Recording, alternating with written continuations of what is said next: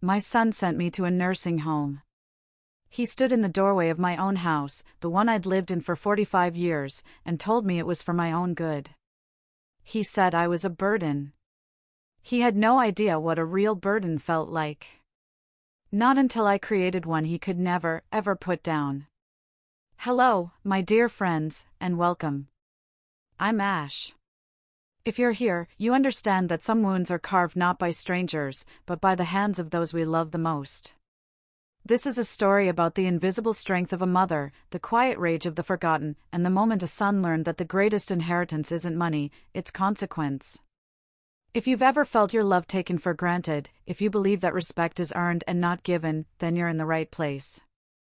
Don't forget to subscribe and share your own thoughts in the comments below. This is the story of how my son tried to shelve me, and how I gave him a burden he'll carry for the rest of his life. The sound that changed my life wasn't a crash or a scream. It was the soft, final click of my son's briefcase latch. David stood in my sun-drenched kitchen, a place that had always been the heart of my home, and delivered his verdict with the calm efficiency of a CEO terminating an underperforming employee. "It's called Serenity Oaks, Mom," he said, sliding a brochure across the worn pine table where I'd once packed his school lunches. The couple on the cover smiled with a vacant, airbrushed bliss. "It's top tier. They have a full-time nursing staff, organized activities, and it's all on one level. No stairs to worry about." I looked from the brochure to my son. My David. The boy whose scraped knees I'd kissed, whose nightmares I'd chased away, whose college tuition I'd paid by working double shifts at the library after his father passed. He was wearing a suit that cost more than my first car. His hair was perfectly styled, but his eyes, the same shade of hazel as his father's, wouldn't meet mine. "David," I said, my voice steady despite the earthquake happening inside my chest. "I am 76 years old. I have some arthritis, and yes, I sometimes forget where I put my reading glasses. But I am not incompetent. This is my home. My life is here." "Your house is your life, Mom," he corrected, his tone gentle but firm, the way one might speak to a child. "And it's becoming a hazard. The porch step is loose. I found a burner on the stove left on last week. What if you fell? What if there was a fire? I can't be worrying about you every minute of the day. I have a company to run, a family to take care of. A family to take care of." The words were a door slammed in my face. I was no longer part of that family. I was a problem to be managed. "Jennifer and I have discussed it," he added, invoking his wife, a woman whose warmth had always had the consistency of a glacier. "It's what's best. For everyone." The fight drained out of me then, not in a rush of anger, but in a slow, cold seep of realization. This wasn't a discussion. It was an eviction notice. He had looked at me, his mother, and seen a liability. A burden. So, I went. Serenity Oaks was a beautiful prison. It smelled of lemony disinfectant and despair. They took my clothes and replaced them with elastic waist pants. They took my books and gave me large print romances. They took my independence and gave me a schedule. Bingo on Tuesdays, arts and crafts on Thursdays. My world, once filled with the vibrant chaos of a life fully lived, shrank to this single, beige room with a window that looked out onto a parking lot. David visited every Sunday for 20 minutes. He'd sit in the stiff armchair, his phone buzzing incessantly in his pocket, and give me a report on his life. "Apex is doing well. The kids are busy with soccer and piano." He'd ask the nurses about my adjustment as if I were a potted plant that might not be getting enough sun. I played my part perfectly. I let my shoulders slump. I let my voice become a little thinner, my gaze a little vaguer. I was the fading old woman he believed me to be. But inside, the core of me, the woman who had survived widowhood and poverty and the sheer, backbreaking work of raising a son alone, was hardening into something else. Something patient and sharp and cold. The instrument of my revenge was not a weapon, but a memory. A memory of my husband, Robert. David had always been dismissive of his father, a quiet, meticulous man who had worked as a cryptographer for the government. A glorified puzzle solver, David had called him, preferring the flashy, billion-dollar game of Silicon Valley. Robert had died 10 years ago, but he had left behind a legacy far more powerful than David could ever imagine. In our basement, buried in a locked fireproof box behind my old canning supplies, was Robert's life's work. Not his official work, but his private passion, a study of systemic vulnerabilities. He had predicted, decades ago, how the interconnected digital world would become its own greatest threat.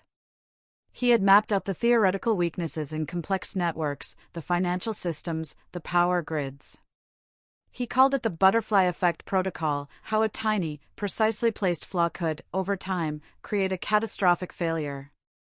He had shown it to me, his eyes alight with a fierce intelligence. "It's too dangerous, Eleanor," he'd said. "In the wrong hands, it's a blueprint for collapse." David, in his haste to pack me away and sell my house, had put all my non-essential belongings into a storage unit. He'd handed me the key with a pat on the shoulder. "Whenever you feel up to sorting through it all." He never expected I would. During one of our designated computer lab hours, I sat down at a shared terminal. The young activities director smiled at me, assuming I was going to look at pictures of my grandchildren. I was going to do something far more consequential. Using the principles of Robert's protocol, I began to write a program. It wasn't a virus designed to crash and burn. It was subtler, more insidious. It was a seed of chaos. A single, elegant line of code that would introduce a tiny, cumulative error into the heart of David's company, Apex Dynamics. Specifically, into the algorithm that managed their global supply chain logistics. At first, it would be nothing. A shipping container routed to the wrong port.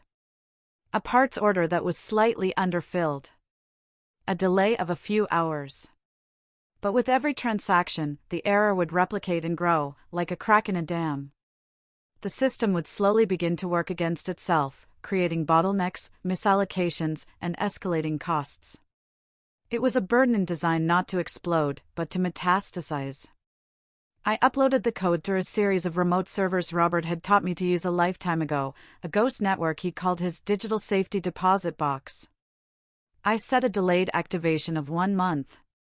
Then I closed the browser, smiled at the activities director, and went to join a truly dreadful watercolor class. The first call came about 5 weeks later. David sounded tired. "Some supply chain issues at work, Mom. Big headaches. I might not make it this weekend." "Oh, don't you worry about me, dear," I said, my voice a gentle whisper. "You focus on your work." The headaches became migraines. I followed the business news. Apex Dynamics was experiencing unprecedented logistical complications. A flagship product launch was delayed. Stock prices began a slow, steady slide. Analysts were baffled. The system was performing within parameters, but somehow everything was going wrong. Costs were skyrocketing. David's visits became less frequent, and when he did come, he was a ghost of himself. Shadows carved themselves under his eyes. His expensive suits looked rumpled, as if he'd been sleeping in them. "It's a nightmare," he confessed during one visit, his head in his hands. He wasn't talking to me, not really. He was just talking. "It's like the company has developed a cancer. We can't find the source. We fire one logistics firm, hire another, and it gets worse. The board is talking about bringing in a special auditor. It's costing us millions a week." "Oh, my poor boy," I murmured, pouring him a glass of water from the plastic pitcher on my bedside table. "That sounds like an impossible burden." "You have no idea," he groaned, the sound ripped from a place of deep, professional terror. "But I did.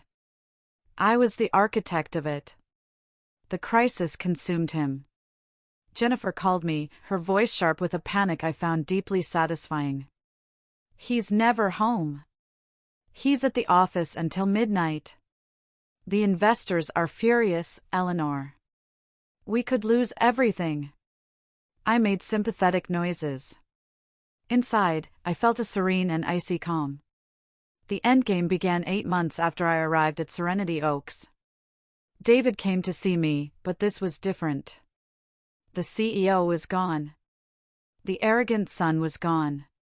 What stood before me was a broken man, hollowed out by a fight he couldn't understand, against an enemy he couldn't see. He didn't even sit down.